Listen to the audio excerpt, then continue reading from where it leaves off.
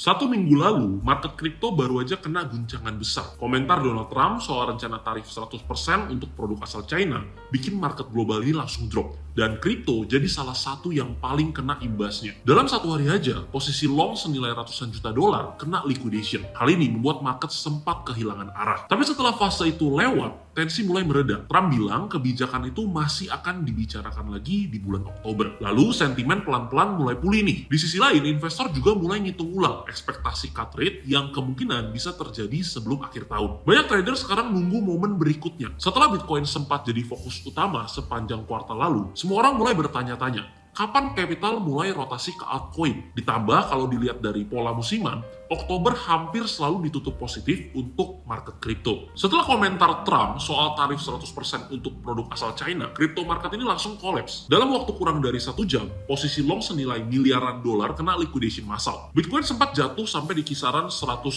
dolar dan banyak sekali altcoin yang anjlok 70, 80, bahkan sampai 90% dalam waktu 30 menit. Jadi ini literally ke flash semua. Yang menarik, meskipun crashnya kelihatan ekstrim, fase kayak gini bukanlah hal baru di dunia kripto. Biasanya, likuidasi besar kayak gini justru jadi fase pembersihan leverage. Di saat seperti itu, market pasti kehilangan euforia. Tapi dari situ juga, struktur harganya jadi jauh lebih sehat. Setelah gelombang panic selling itu lewat, kita mulai melihat tanda stabilisasi kecil di market. Mulai dari likuiditas on-chain yang mulai meningkat lagi, terutama di stablecoin inflow ke exchange besar, yang artinya capital ini mulai balik pelan-pelan, tapi belum agresif. Trader institusional juga lebih banyak ambil posisi defensif sambil nunggu konfirmasi dari data makro sebelum mulai ekspansi lagi. Jadi kalau secara sentimen, kondisi sekarang ini masih fragile. Trump-China tension ini bikin banyak investor waspada. Tapi ada 2 hal yang sedikit menenangkan. Yang pertama, Trump lewat tweetnya mengatakan bahwa hubungan dengan China masih bisa dijaga baik-baik dan tarif masih bisa dinegosiasikan. Market menafsirkan ini sebagai signal bahwa tensi dagang ini belum final dan masih terbuka untuk ruang kompromi. Untuk tweetnya Trump kalian bisa lihat di layar ini. Lalu yang kedua, pelaku market mulai mengantisipasi rate cut dari The Fed, sesuatu yang biasanya mendorong risk appetite untuk aset seperti kripto. Jadi meskipun headline-nya masih negatif, struktur marketnya sebenarnya mulai pulih. Volatilitas memang tinggi, tapi total market cap kripto nggak lanjut turun signifikan, yang artinya masih ada buy pressure di bawah. Lanjut, setelah likuidasi besar kemarin, arus modal di market ini mulai kelihatan lebih jelas. Capital yang tersisa banyak mengalir kembali ke aset paling liquid dan paling aman di ekosistem kripto,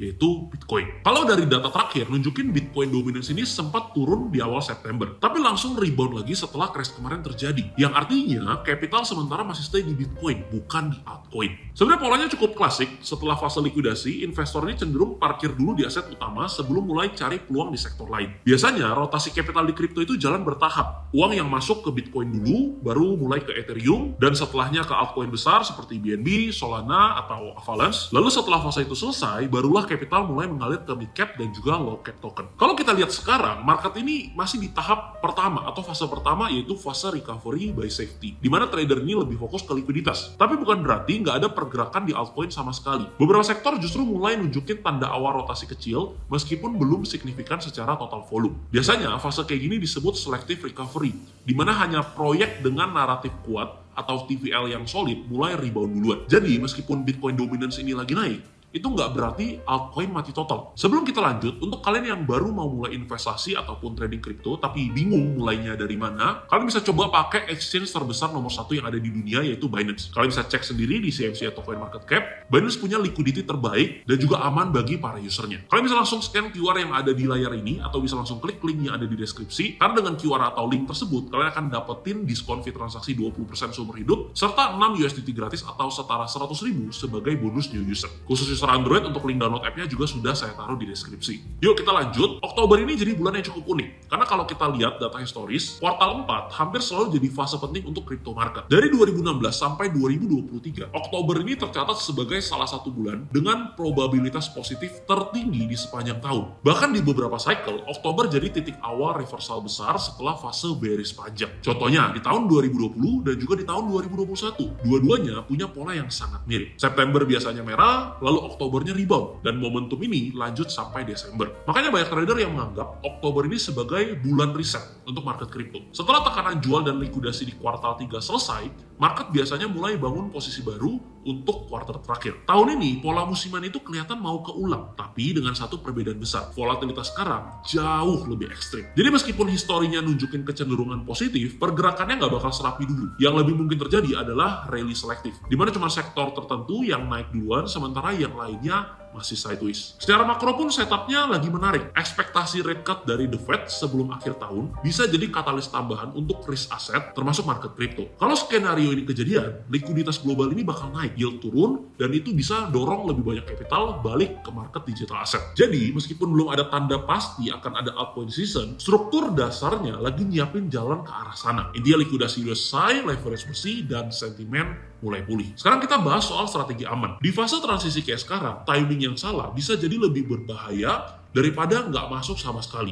Market memang mulai pulih nih, tapi volatilitas masih sangat tinggi dan rotasi capital belum stabil. Jadi fokus utama bukan untuk cari posisi paling cepat, tapi posisi yang paling efisien. Langkah pertama bisa kalian lakukan yaitu selalu lihat arah capital flow lewat data real time. Contohnya kamu bisa cek langsung di Binance. Langkah kedua, atur exposure portfolio secara terukur. Kalian bisa gunakan portfolio management untuk melihat komposisi aset yang ada di dalam satu tampilan. Maksudnya adalah berapa persen Bitcoin, berapa persen Ethereum, altcoin, dan juga stablecoin yang kalian punya. Selama fase market belum jelas, mayoritas capital idealnya tetap di aset liquid kayak Bitcoin atau di Ethereum. Altcoin bisa dikasih porsi kecil, tapi pilih yang punya naratif kuat dan juga fundamental yang jelas. Yang paling penting, hindari all in di satu sektor, apalagi di low cap token yang volumenya tipis sekali. Karena volatilitasnya bisa jadi jauh lebih ekstrim daripada pergerakan Bitcoin. Langkah ketiga nih, buat yang lebih konservatif. Manfaatkan fitur auto invest buat dollar cost averaging pelan-pelan di altcoin besar. Dibanding nebak di mana bottomnya, DCA bikin kamu tetap punya exposure tanpa resiko timing yang salah. Dan terakhir, pastikan setiap posisi punya stop loss dan juga take profit plan. Market kuartal 4 sering fluktuatif karena ada window dressing dari fund besar. Habis itu perubahan kebijakan suku bunga dan juga rotasi capital antar sektor. Kalau kamu nggak set batasan, satu candle besar seperti kemarin itu bisa ngapus seluruh profit atau keuntungan yang udah kamu kumpulin selama bertahun-tahun. Jadi intinya, market crypto ini sedang dalam fase transisi. Setelah likuidasi besar, leverage sudah bersih, tapi arah capital masih belum stabil. Likuiditas mulai masuk, mulai balik ke aset utama seperti Bitcoin dan juga Ethereum, sementara altcoin masih bergerak selektif. Kalau dari sisi makro, peluang rate cut dan pembahasan ulang tarif US dan juga China jadi faktor penting yang bisa nentuin arus capital ke aset berisiko di kuartal akhir tahun ini. Seperti biasa, do your own research, dan kalau kalian suka dengan video seperti ini, jangan lupa klik tombol like-nya untuk terus support channel ini, dan jangan lupa subscribe, karena sekarang sudah waktunya belajar bersama trader disiplin.